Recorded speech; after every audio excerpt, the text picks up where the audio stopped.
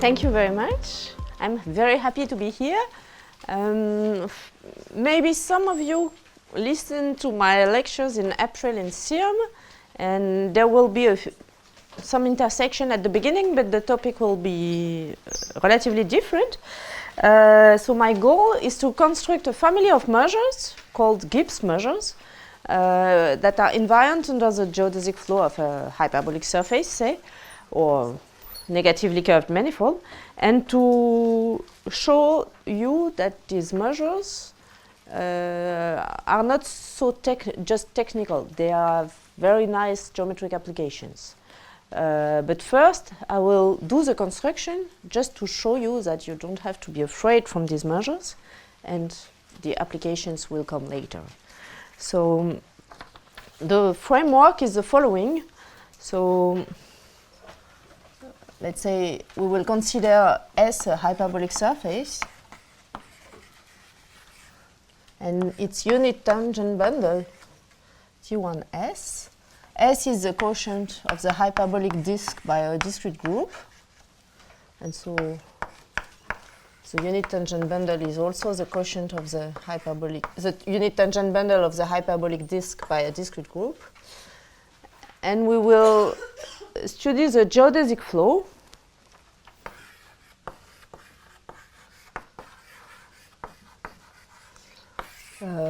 In fact, this framework is quite psychological, so you could completely consider a negatively curved manifold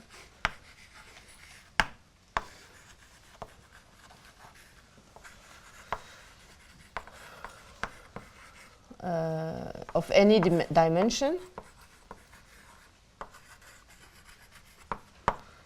and the ideas are completely what I will explain works completely the same here, but there are a few technicalities, so I prefer to stay on hyperbolic surfaces. But if you look at the references that I gave in my notes, it's exactly the same. So depending on your background, so I prefer to focus on hyperbolic surfaces. So first, let me speak about recall that the geodesic flow on the unit tangent bundle of the hyperbolic disk, what it is, it's just the flow that moves vectors straight away. So if you take a unit vector tangent to the hyperbolic disk, the geodesic flow at time t moves it on its geodesic. So you go at speed 1, and at time t you moved from a distance t on the geodesic, and so that's GTV. And okay, it's a flow, nice, but it's going straight away, and you have not so many interesting things to say about it. So what is interesting is to consider this flow on the unit tangent bundle of a hyperbolic surface. So let's say here it's my hyperbolic surface, and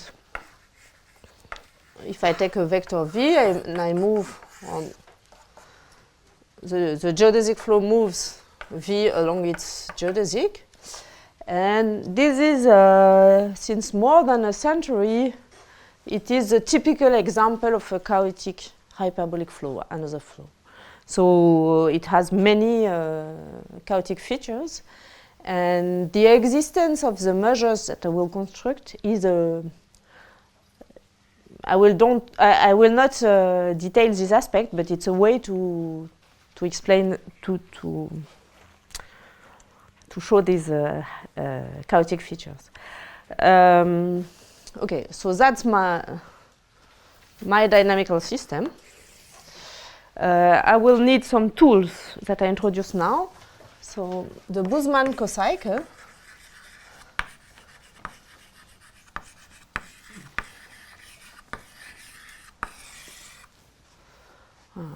I would dream to do as in the first talk, the first part, the first section of the first part, the first subsection of the first. I'm completely unable, even when I teach, I'm completely unable to do that, but in the notes there are sections and subsections and sub-subsections. So you can see the notes, and I will not even try to do it properly on the blackboard. So what is the Boozman cocycle? It is the following map. First I draw a picture. So take 2 points x and y on the hyperbolic disk and maybe a point psi on the boundary. Consider the geodesic from x to psi, the geodesic from y to psi, and the Boozman cocycle is a map from the boundary, so the circle times the disk to R, which is continuous, and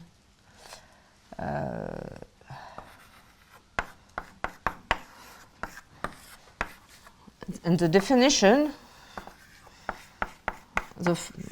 the proper definition is needs to consider a limit, but heuristically you would like to consider the distance from x to psi minus the distance from y to psi. That is infinite minus infinity. So it's not well defined, but you can still define some rigorous. You find rigorous way to define it by taking limit of quantities. Okay, I don't want to give details. You can check it on as an exercise. So that's a cocycle, and it will be very useful. And it's continuous on this space. I will use extensively what is called the Hopf coordinates.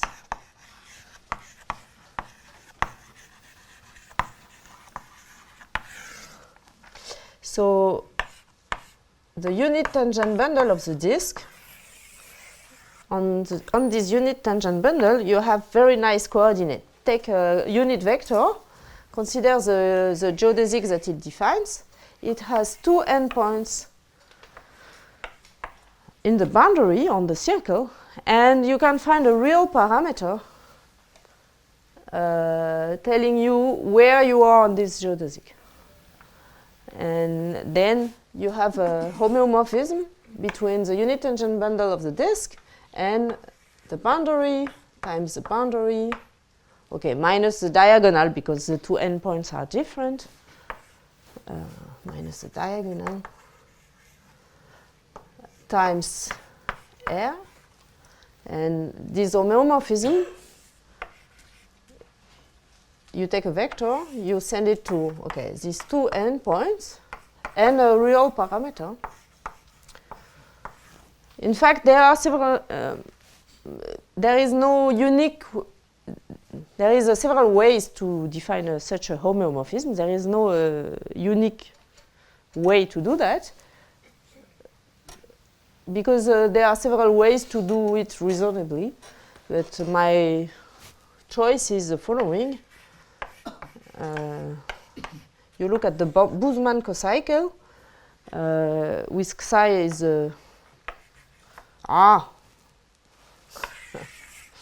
this point is V plus, and here it's okay. This one is V plus.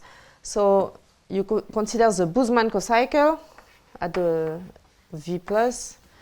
You choose, okay, here you have the origin of the disk, the center of the disk. It's a point on the disk. And okay, I'm not able to remember this formula without mistakes.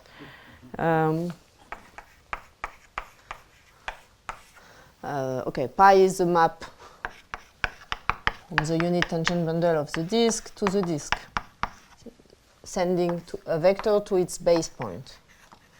So here, what is this quantity? It's just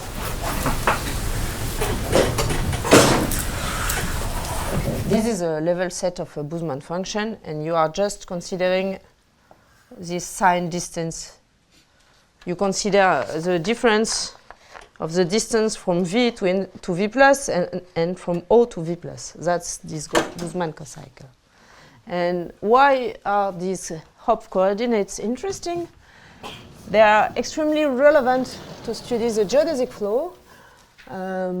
if you are familiar with dynamical systems and hyperbolic dynamics, you probably or maybe know that the product structure is something crucial. And so here you have a geometric product structure. I don't want to develop this point, but that's why Hopf coordinates are crucial. And you can see it on the following formulas.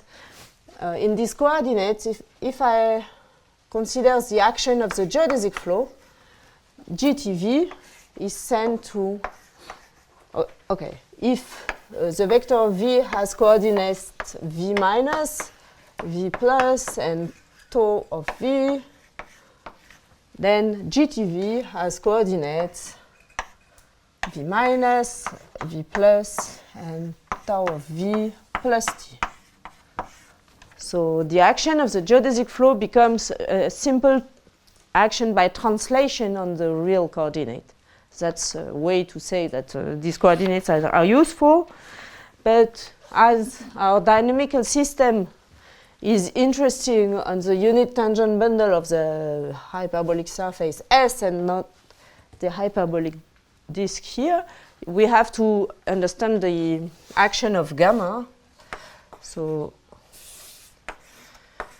our surface is the quotient of the hyperbolic disk by a discrete group gamma. So gamma is a fundamental group of S.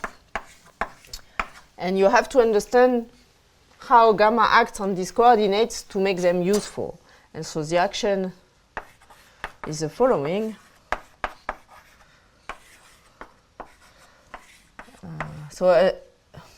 This group gamma acts by isometries on D, on the hyperbolic disk D. So this action extends on the boundary as a natural continuous action. So gamma acts on V by the natural action on endpoints. The question is, what is the action on the real coordinate? And it's, okay, you have a formula. I still have to check my formula.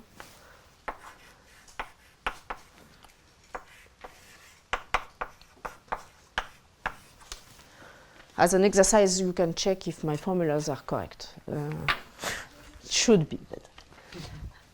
Okay, and you see, okay, this formula is slightly less simple than this one, but still it's an action where you add something. So in particular, you see that on these formulas that it will commute with the geodesic flow. And okay, there are other ways to guess that it has to commute. What is the subscript of the beta in the last line? Again? B subscript. Yeah. It's the Boozman cocycle at V plus between gamma minus 1 O and O. Anyway, the precise formula is important, but just during the lectures, you can just remember that there is an explicit continuous formula. But, okay, you can check the formula as an exercise. Okay. And so, as I said, where should I? As I said, the dynamics of the geodesic flow on the unit tangent bundle of the disk is not interesting. What is interesting is to study the geodesic flow on the unit tangent bundle of the surface. But still, we will have this diagram in mind.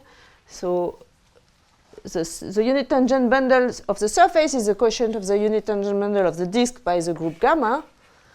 And this unit tangent bundle of the disk is homeomorphic to the boundary times minus the diagonal times R. So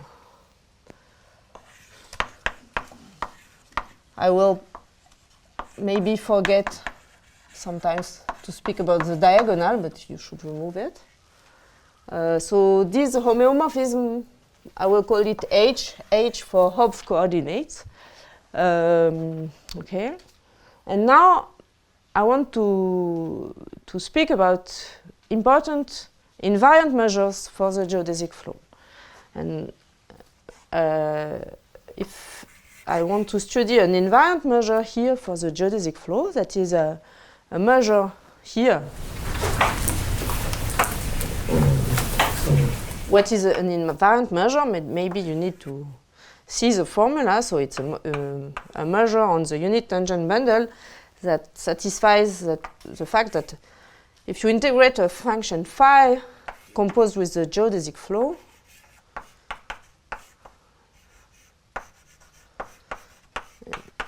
it's the same as integrate phi. So that's invariant. So the point is, okay, considering an invariant measure here on T1S, so invariant under the geodesic flow, it's the same as considering a measure here that I will call M tilde, which is invariant under the geodesic flow of the unit tangent bundle of the disk and by the group. So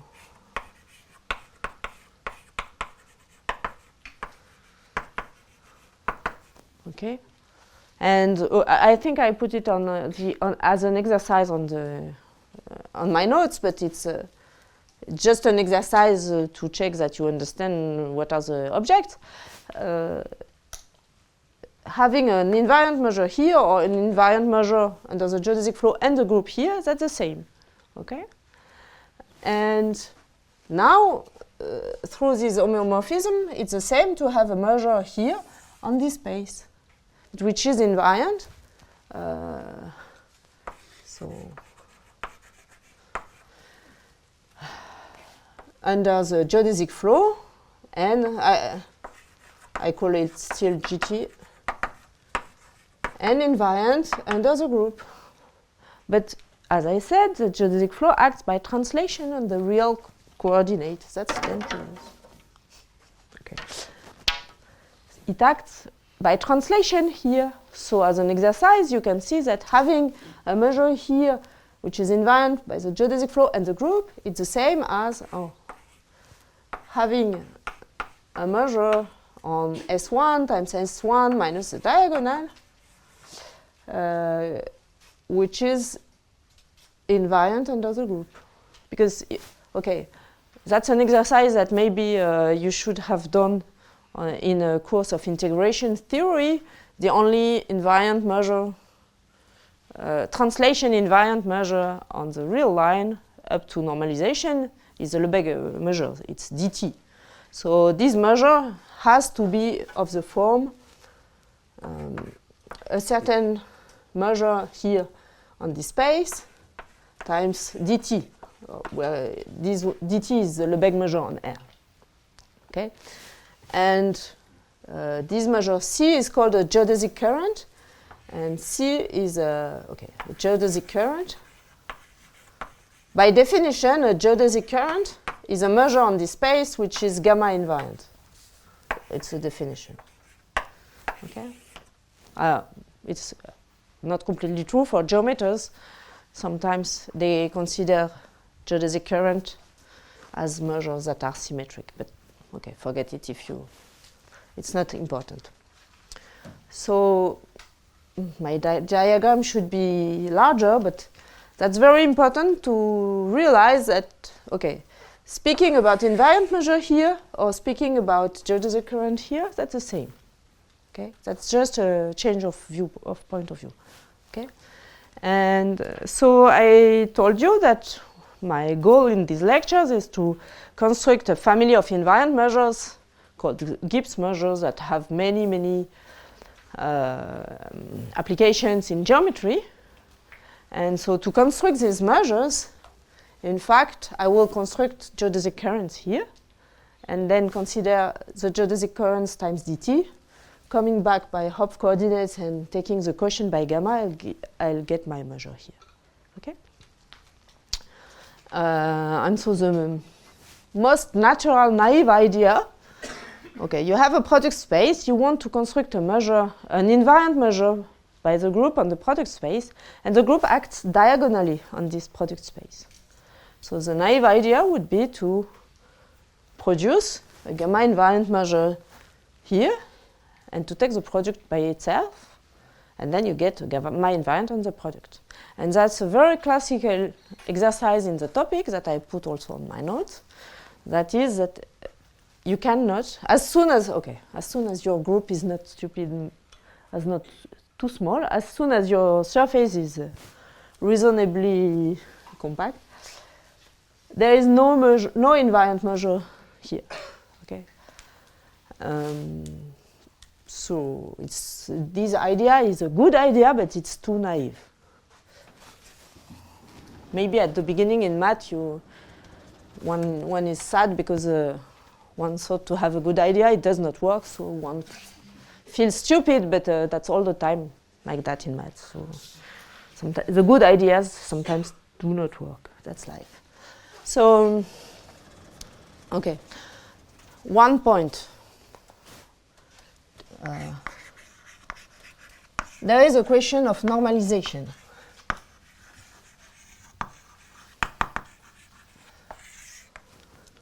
In ergodic theory, so ergodic theory is a branch of dynamical systems where one studies invariant measures.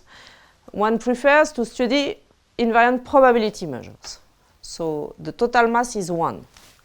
So there is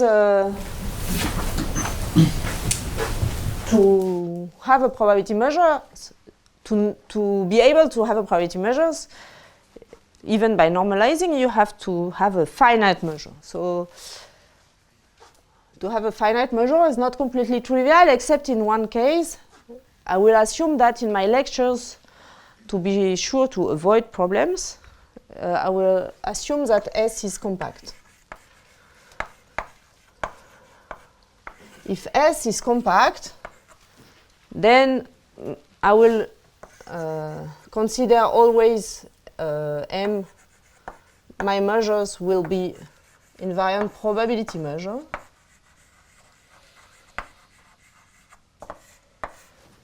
So when I speak about invariant probability measures, here, then this diagram, you just have to be careful, because here you have to consider a measure up to normalizations. So it's you identify a measure and it's multiple by a constant. And here it's the same, and here is the same. Because on these spaces, the measures are infinite. And here, if your surface is compact, you will normalize. So there is a point, and probably in the lectures at some point I will forget this thing. But it's a small problem, it's just a detail.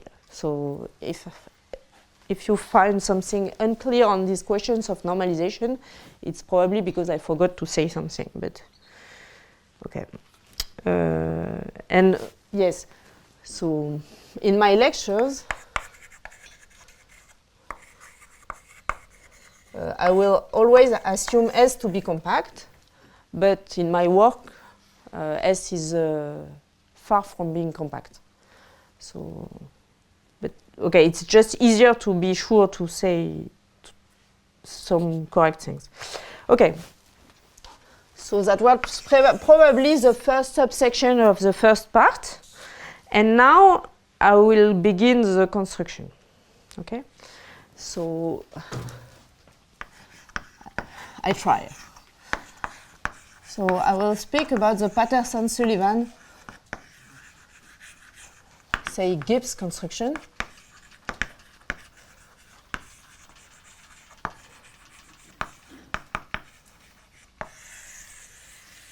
So a construction of what? Of certain family of invariant measures. It's originally due to Patterson and Sullivan. Gibbs has nothing to do with the problem, with the construction as it's often the case, but it has to do with resulting measures. And this construction has been, what I will explain is maybe more due to Le Drapier, and then has been rewritten in a non-compact setting in a book with Paulin and Polycott.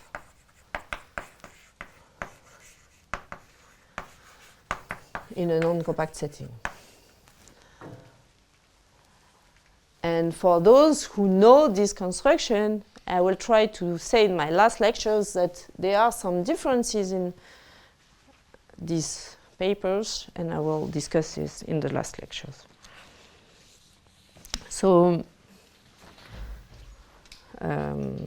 okay, I consider a map, a Hölder.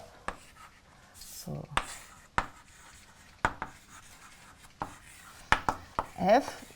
F is a continuous map from the unit tangent bundle of S to R, and it's more than continuous, it's Hölder continuous.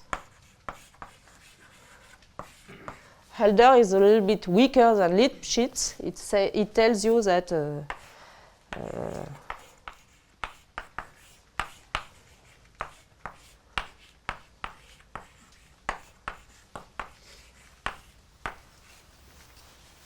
there exists an alpha smaller than 1 such that such an inequality is true.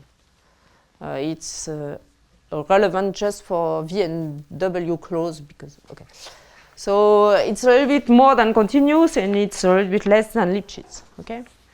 But in real life you can think to a smooth map and everything will work. And then, okay, some notation. Okay, now you can first lift it.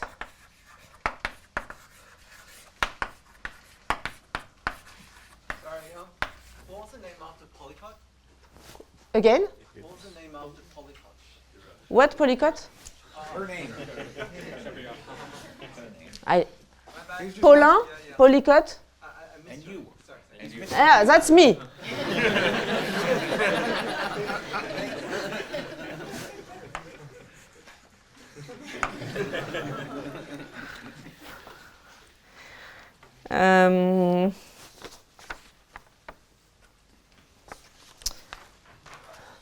So first we will lift this, okay. This continuous map will often be called a potential because there is an analogy between this construction and the statistical physics and the thermodynamical formalism. From the vocabulary thermodynamical formalism comes from statistical physics. I'm not an expert in this point of view, but there is a book, a small lecture notes of Bowen, where he explains very well and much better than I could do at the beginning in the introduction where comes this analogy with statistical physics. And so all the vocabulary in this theory, so we will hear about potentials, Gibbs property, entropy, pressure, all these things come from statistical physics, and that's a theory where it's funny because usually math will apply in physics, but in this theory it's the contrary. The idea comes from physics to math.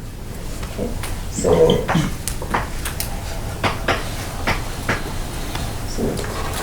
these are these lecture notes. Equilibrium states and yes, even Gibbs measures are sometimes called equilibrium states. In fact, it's not exactly the same notion, but here it will be the same. So equilibrium state, it's also a word coming from statistical physics. And if you want to read more about that, read Bowen. So, there are many more reasons to read Bowen, of course. So, okay, we lift this potential to F tilde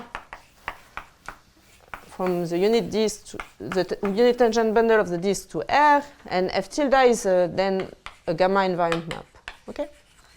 Of course, the tilde will soon disappear because I will forget it, but I will try to keep it a little bit. Sorry? Yes. Sorry, so you said that, okay, just you said at the beginning that everything you do, you can do it as well replacing a surface with any negatively curved manifold? Yes. So I guess, so do you mean there are hop coordinates as well for, yes. I don't know, like the unit tangent bundle of? Yes. Okay. Yes. Okay. And if you know variable negative curvature, then constant curvature and dimension 2 have nothing to do with the problem. Yes. It's just a psychological assumption. Okay.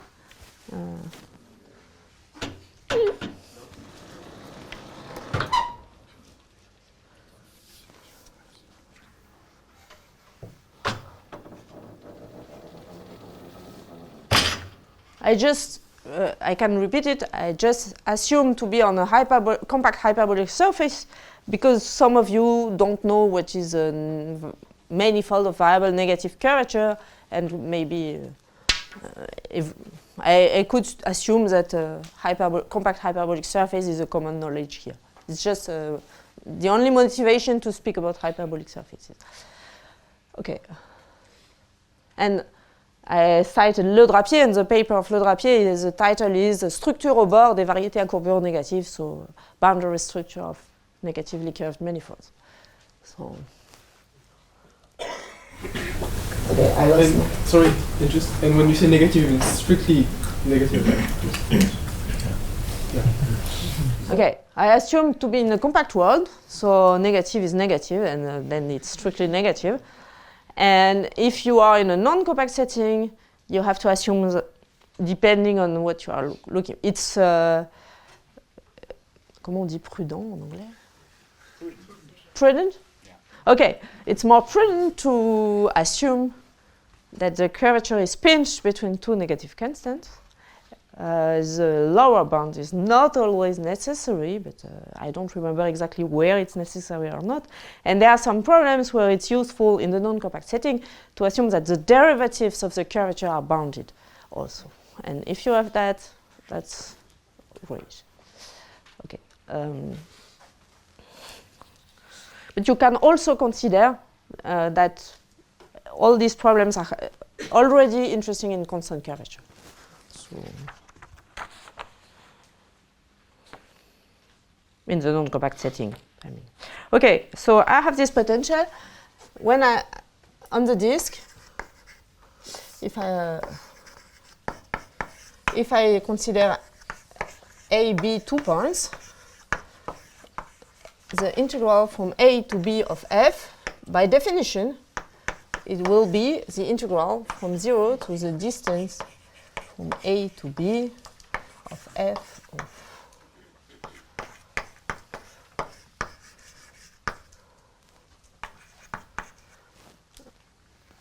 so if I consider any 2 points, A and B, I look at the geodesic from A to B, and I call it CAB, parameterized at speed 1, and C prime is the derivative of this segment, and okay, that's the formula. This integral means the integral of the potential on this geodesic viewed in the unit tangent bundle. And then I'll consider the Poincaré series.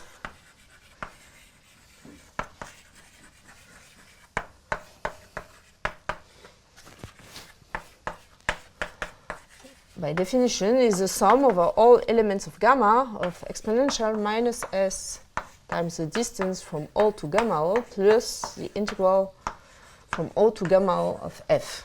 That's a series. These numbers are positive.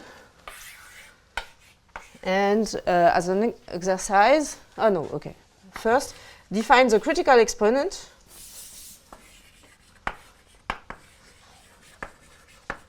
That I will call delta f, which is the limb sup when t goes to infinity, 1 over t log the sum over gamma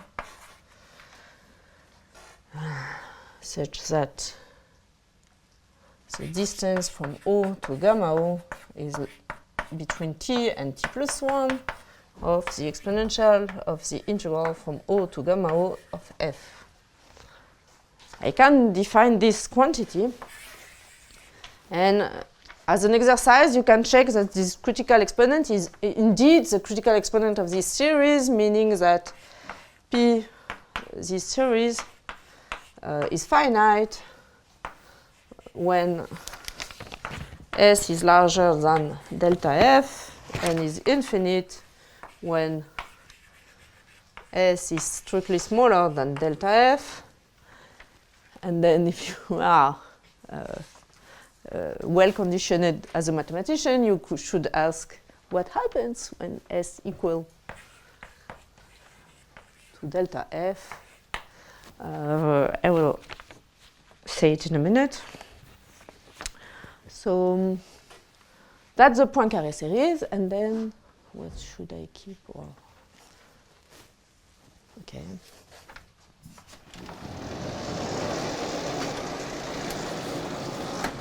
And I have to.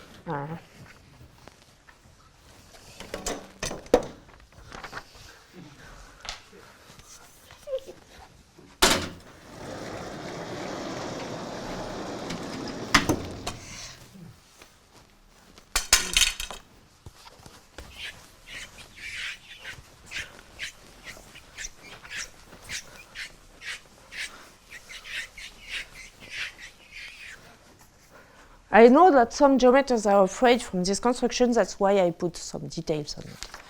Because there is no reason to be afraid. It's much simpler than property T or higher Teichmüller theory. It's a question of viewpoint. So, you define a probability measure.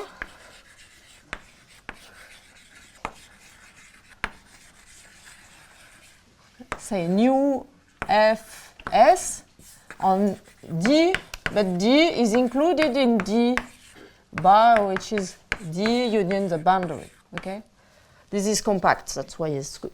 And how it's defined? It's a sum of Dirac masses with weights.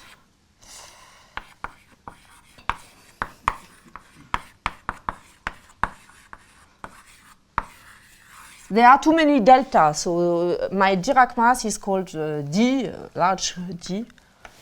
It's a Dirac mass at the point gamma O, and I normalize it, and the normalization constant is precisely the Poincaré series. So this is a probability measure, okay? And it's a probability measure, it's an orbital measure. That is, I have the origin of the disk, and I have the orbit of my group. I will stop here. And on each point, you put a Dirac mass with a certain weight, and it gives you a probability measure. Okay?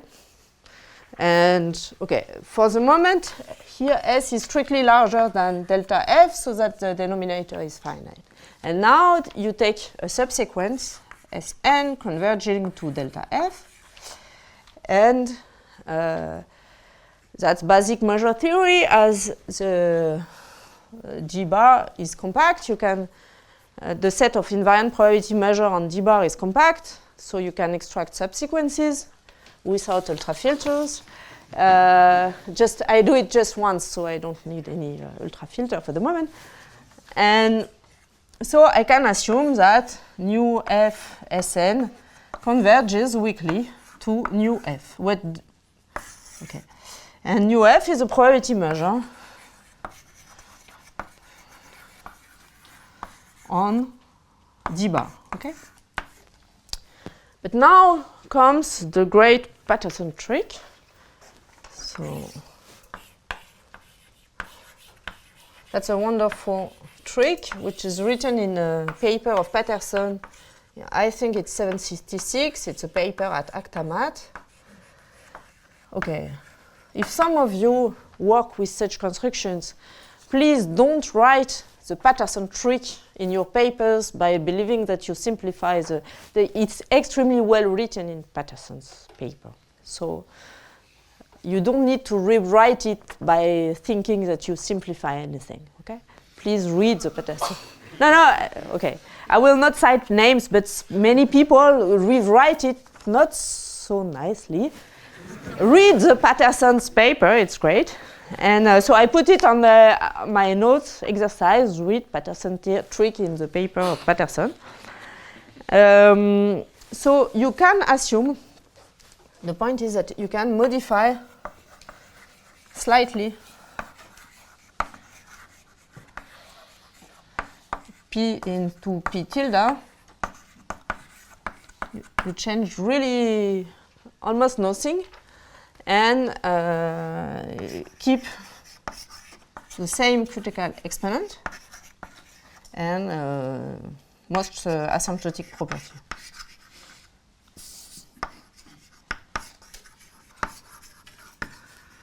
So it means that you can in other words, you can assume, even if it's not the case, you can assume, not really, but up to modifying slightly the series, you can assume that it diverges at the critical exponent.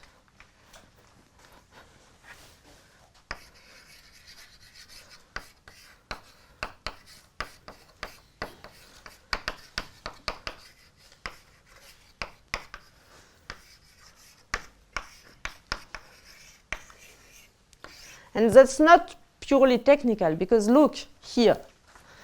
You extract a subsequence.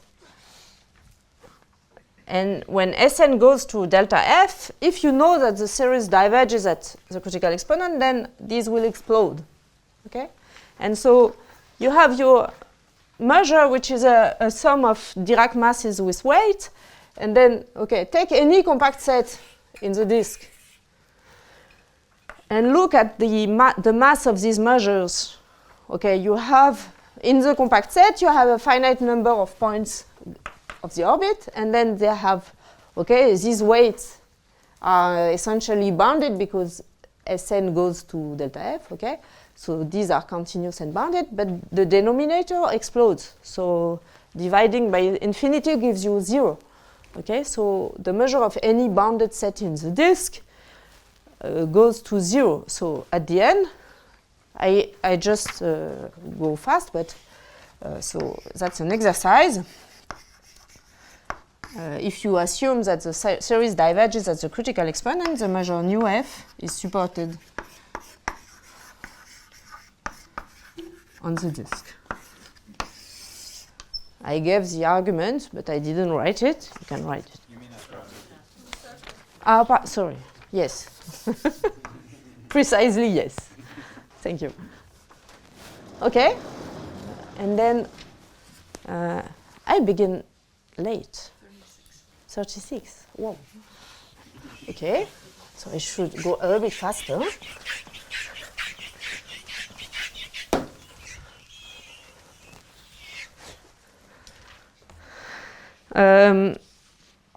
Now, define the limit set. The limit set is a set of accumulation values of the point of the orbit of gamma. Okay, it's included in the boundary. Okay, and as I assumed in my lectures that S is compact, then it's equal when S is compact. But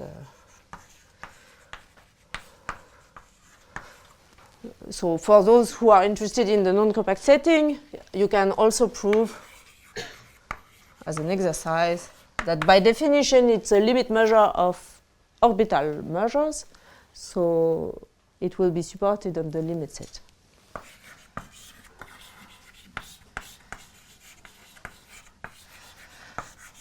Okay, and that's an easy exercise, and then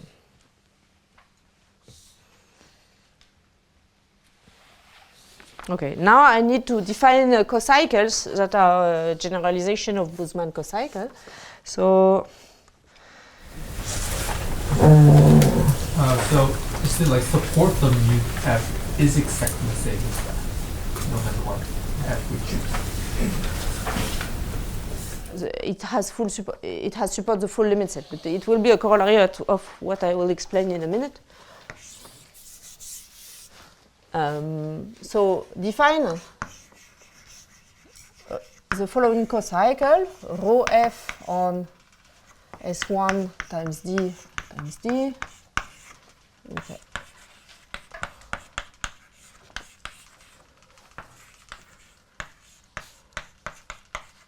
It's the integral from x to psi of f minus the integral from y to psi of f. Okay, of course this has no meaning, so you have to define it by limiting procedure. Okay, take a point converging to psi and take limits. And precisely the Hölder regularity of f is essentially exactly the good regularity so that this has a meaning. In fact, you could weaken it, but really slightly, and I don't have relevant examples where it's useful to weaken it, but you, okay. So Hölder continuous means this is well defined. Means almost essentially that. And then I will need also maybe the notation, the following notation. I will call it beta f, which is no, I check. Delta f times the classical Boozman cocycle minus rho f. Okay, that's a definition. And a notation. And now, as an exercise, you can check that for all gamma, the measure nu f is quasi-invariant under gamma with an explicit Radon-Nikodym derivative.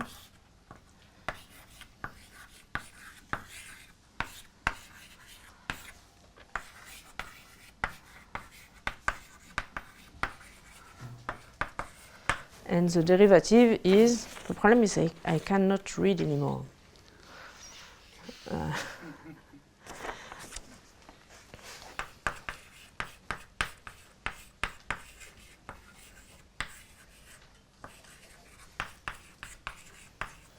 No. I try to write the correct formulas, but I'm not convinced that my formulas are correct.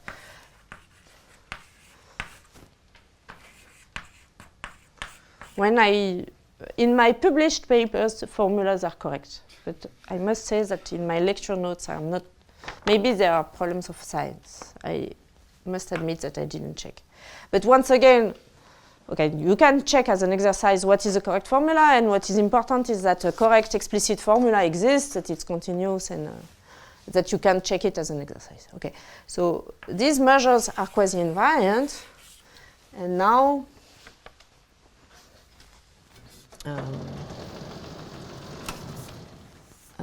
I still have my diagram. You see what I did. I constructed the measure here. I said you don't have gamma invariant measure, but I have constructed a quasi-invariant measure here. Okay. Now I will construct a measure here. Okay. So the formula is the following. Maybe I will write it here. We define CF, which will be a geodesic current on S1 times S1, okay, for the moment, by the formula, where is it?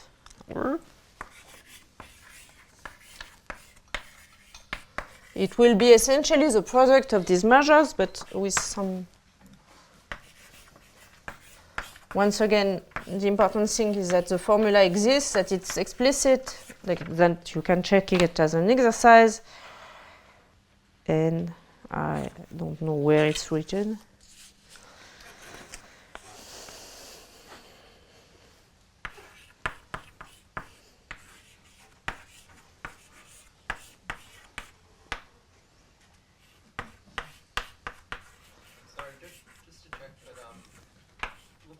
I finished to write because I will be lost, and then I listen to you. Yes? So looking at the derivative, VF should be independent of the sequence Sn. Is this something that you can show without actually computing the derivative? For the moment, I didn't claim that. Okay. But a posteriori, it will be true. It will be true if I go to the measure on the unit tension bundle. Indeed, in good cases, it will be the case. In particular, in the compact setting, it will be the case. A posteriori, you will know that for any subsequence, in fact, you get the same limit. But for the moment, I don't claim that, and in a non-compact setting, it can happen that you have different limits. And also, for the non-compact setting, are we allowing infinite topology or still finite type? No, infinite type also. Okay. Well, what happens to the Poincare series? I consider discrete countable groups. So discrete groups, so countable, and so you don't care about finite. In fact, the group structure of gamma doesn't matters that much in the construction. Of course, it matters because it's a fundamental group, but for this construction, okay. I forgot to state some very, very useful thing, which is called the shadow lemma. So it's a property of the measure on the boundary, which is extremely useful.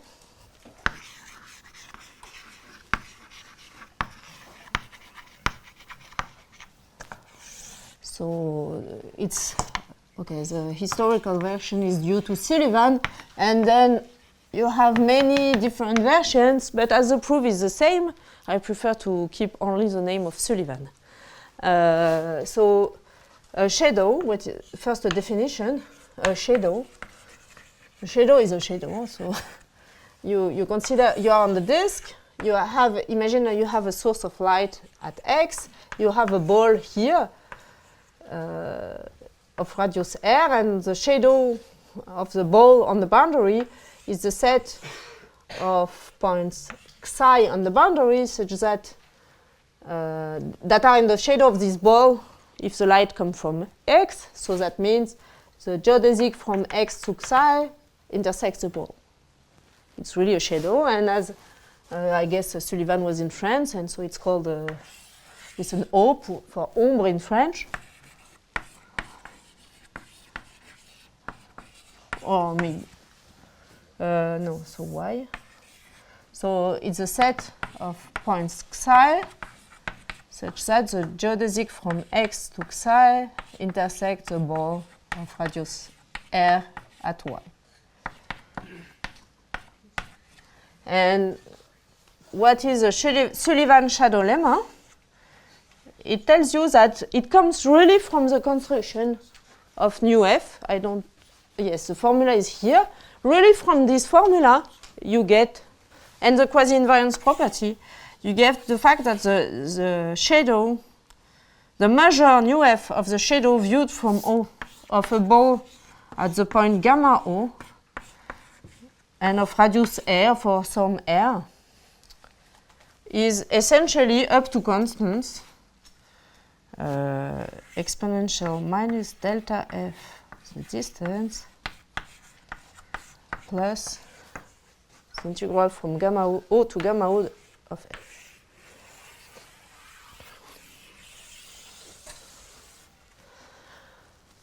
If you want quantifiers on this formula, it means that for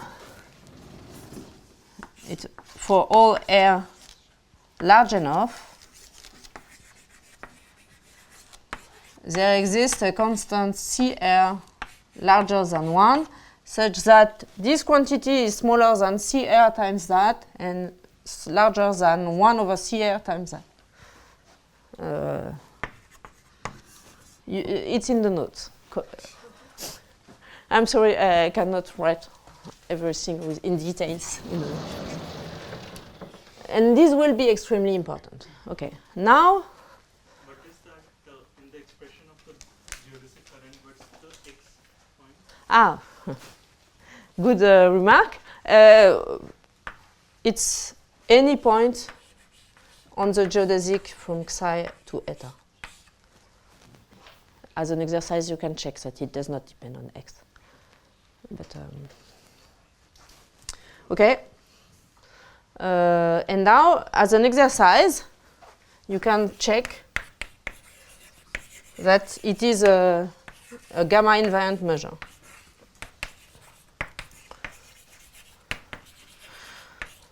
As I cannot explain all the details of all the constructions, I will keep hidden the fact that, okay, it's on the S1 times S1, and there is the problem of the diagonal. The diagonal will have measure 0 because the measure nu f has no atoms.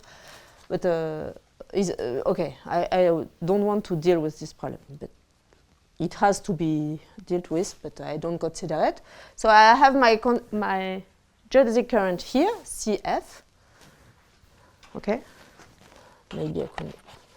So I construct a measure nu f on S1. I have CF here. So I have CF times dt here. So I have m tilde f here, and here I will call it mf. Okay, and mf is the normalized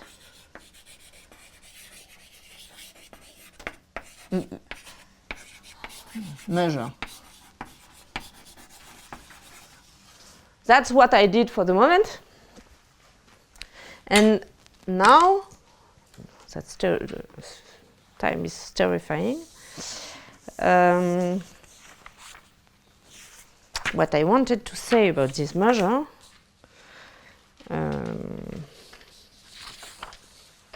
okay.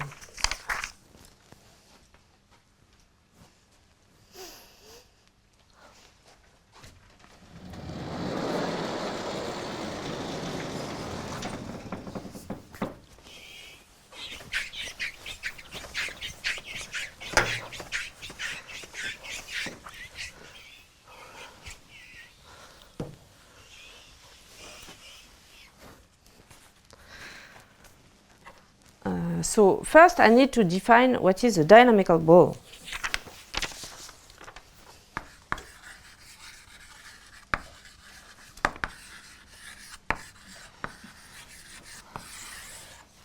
Dynamical ball is on the unit tangent bundle of the disk. It's a set of vectors.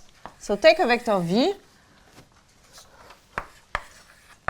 Some people say also Bowen balls, because it has been introduced by Bowen. So take a vector v, consider its geodesic until GTV, and consider the vectors w that follow the orbit of v from 0 to t. So I consider vectors w that stay epsilon close from 0 to t.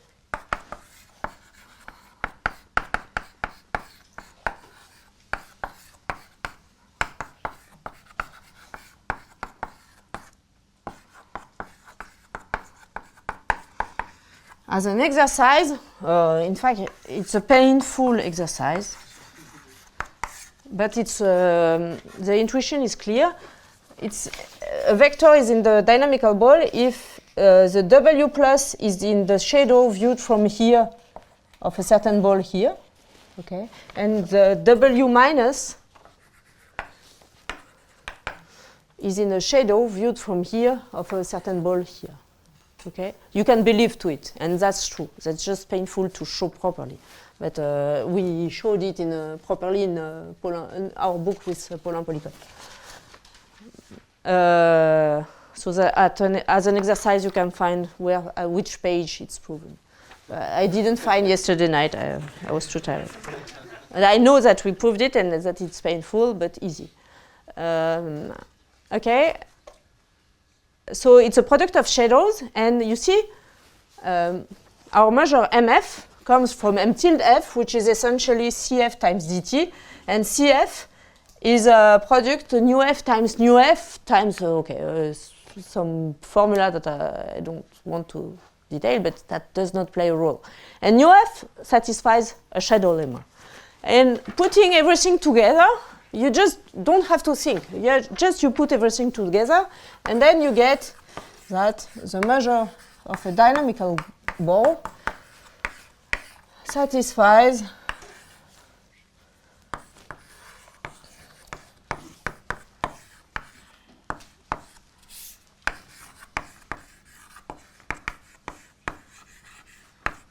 okay. So it's a corollary of what precedes.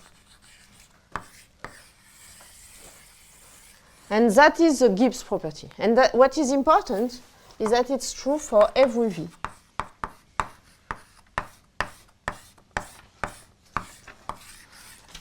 And why do I emphasize this? Because in ergodic theory, usually you have properties for almost every point.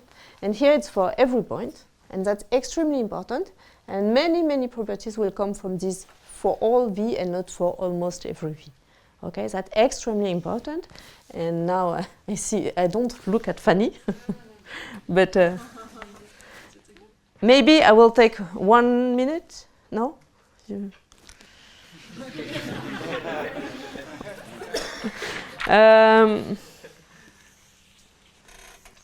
Okay, I will take my minute. Sorry, Fanny, but really very fast.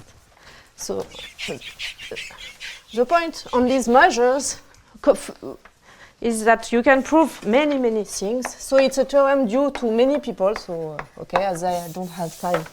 So when MF is finite, for example,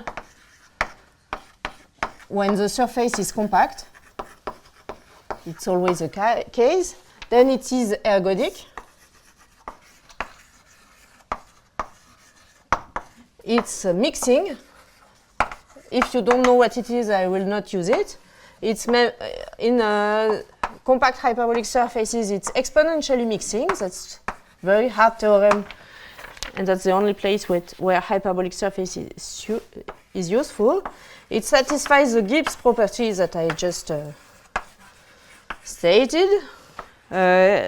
One can compute the entropy. I didn't define it, but I will say it tomorrow.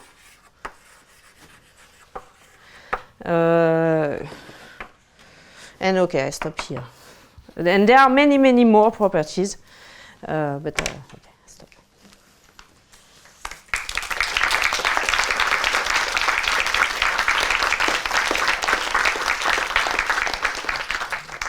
Thank you very much.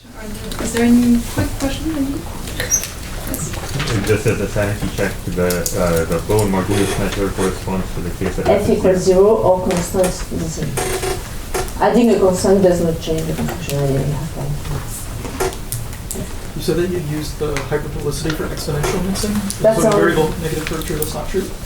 That's not known. That's not known. Okay. Since maybe 2 decades, there is a huge intensive work of very strong mathematicians doing hard analysis, and for the moment they don't know how to do that. Okay, no, that's not completely true. There are, I didn't check the references, but there are many works and there are partial results when the curvature satisfies certain assumptions, and for example, in some cases, in variable curvature, it's known, but you have to restrict give restriction on the potential or on the derivative of the curvature.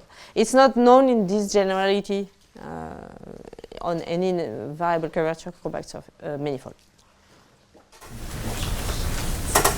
So Gibbs property means is this? Yes, yes, that's Gibbs property. And that seems to be a simple formula, but really it's a very strong property. Also, a very quick question. Could you please at least say already the names of the... Yes, of course. So the ergodicity, the point is that there is a historical version and then the generalization to the Gibbs framework, but this construction is due to Patterson and Sullivan, but in Sullivan's paper, there is an incredible sentence where he's doing this construction, and then, Patterson considered it for the Lebesgue-Liouville measure, and Sullivan writes explicitly, from now we just follow sentence by sentence the Hopf arguments. So it's difficult to attribute. So this is due to Hopf, and then you can, Sullivan noticed that you do the same. This is due to Martin Babillot. This is due when S is hyperbolic and compact to Dolgopiat. And in variable curvature, you can, for some particular case, you could state Liverani, and there is a name that I would add, but I have, I don't remember. The Gibbs property is, I don't know who to cite. It follows from the Sullivan shadow lemma. That's, you have to cite Le Drapier, of course. And he cites Ursula Amenstedt, but I must say that she didn't state it like that, and he did the construction for general potential. So Laudrapier, Sullivan, and then the construction as I presented it is there is a choice which is not exactly the same in Laudrapier's paper, and what I present is detailed in our book. Thank you very much. So maybe let's speak